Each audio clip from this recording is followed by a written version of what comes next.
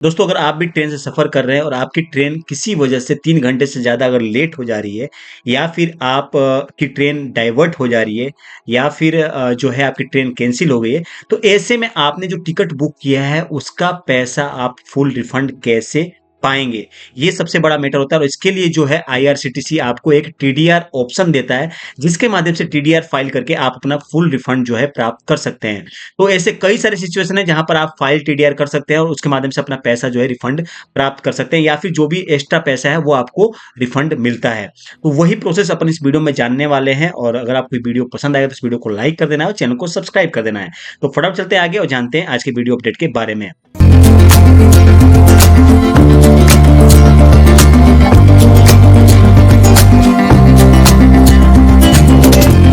तो दोस्तों, मेरे स्क्रीन पे सबसे पहले मैं आपको दिखा दूं कि जो ट्रेन है टीडीआर जब आपका फाइल करने का कब आपको ऑप्शन मिलता है।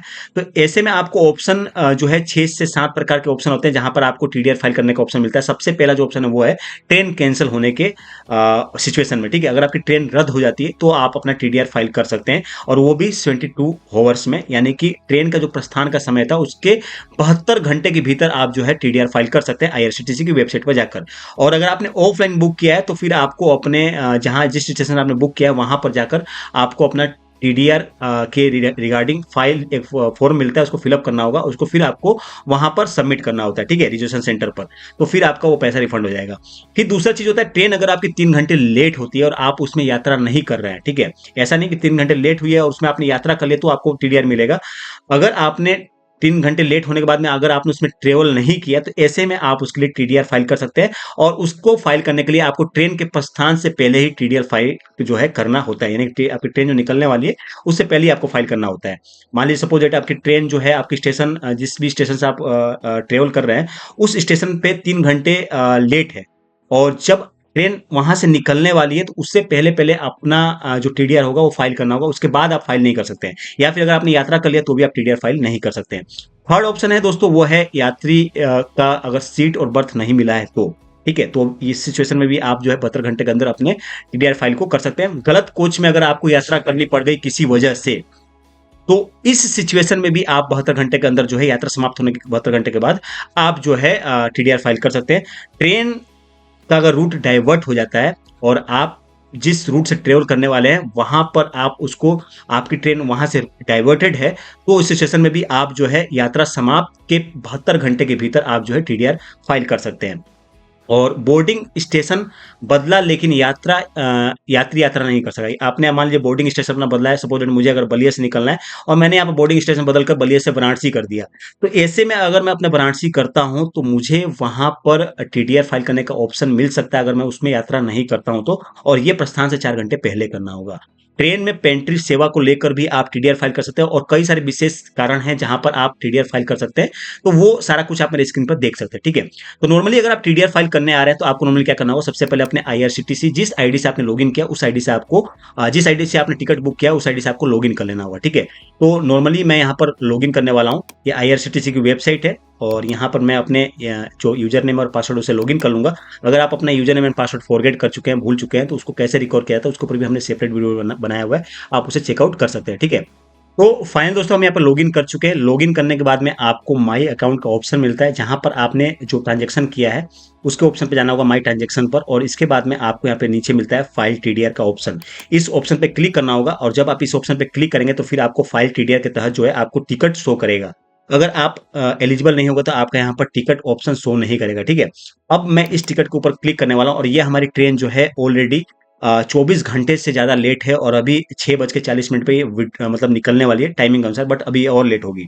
तो यहाँ पर मुझे इसके लिए टीडीआर फाइल करना है और मैं यहाँ पर टीडीआर का रीजन जो है सिलेक्ट करूंगा और यहाँ पे कई सारे ऑप्शन जो है आपको मिलते हैं, ऐसे फ्यूचर के माध्यम से भी आप कर सकते हैं। तो यहाँ पे सबसे पहला ऑप्शन मिल रहा है train late more than 3 hours and passenger not travel. ठीक है, फर्स्ट ऑप्शन पे क्लिक करूंगा एंड फिर मैं यहाँ पर फाइल टीडीआर के ऑप्शन पे क्लिक कर दूंगा। ठीक है, और जब हम फाइल टीडीआर पे ऑप्शन पे क्लिक करेंगे तो अब यहाँ पे किसका आप टिकट का रिफंड पाना चाहते हैं तो यहाँ पे ऑप्शन मिलता है। तो मैं यहाँ पर एक ही यात्री है और उस यात्री का नेम जो है यहाँ पे सिलेक्ट करूंगा उसके बाद में मैं यहाँ पर फाइल टीडीआर के ऑप्शन पे क्लिक कर दूंगा। ठीक है, तो इस पे हम क्लिक करेंगे और इस पे क्लिक करने के बाद आप देख सकते हैं your request has been accepted, however the refund will proceed at per railway refund rule on the basis of actual departure time of the train at the passenger boarding station. If claim is found to be false, if may lead to legal action और user ID will be deactivated with any prior notice. ठीक है, अगर आपने कोई गलत तरीके से file TDR किया है तो ऐसे में आपकी आईडी डीएक्टिवेट भी की जा सकती है और आपके ऊपर लीगल एक्शन भी किया जा सकता है। ठीक है, तो गलत किस प्रकार से होगा, मान लीजिए सपोज दैट आपने उसमें ट्रेवल भी कर लिया और फिर आपने उसके लिए टीडीआर फाइल भी कर दिया आप रिफंड पाने के लिए, तो ऐसे में सारा कुछ प्रोसेस होता है। ऐसा नहीं कि टीडीआर फाइल करने के बाद आपका पैसा हाथ रिफंड होता है, उसके तहत जो है इसमें कई सारे प्रोसेस के तहत जो है इसको